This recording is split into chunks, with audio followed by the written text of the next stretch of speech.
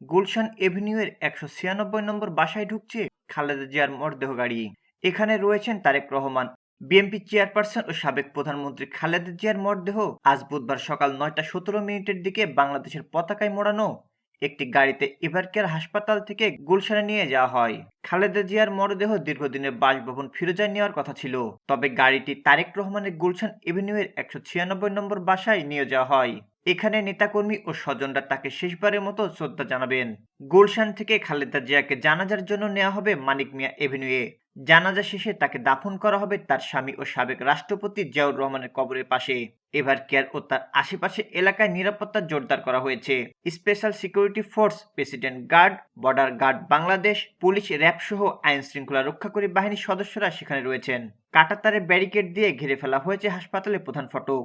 সরজমিনে এভারকেয়ার হাসপাতালে প্রবেশের মূল ফটকে কয়েক গজ দূর থেকেই আইন শৃঙ্খলা রক্ষাকারী বাহিনীর সদস্যদের যানবাহন চলাচল নিয়ন্ত্রণ করতে দেখা গিয়েছে।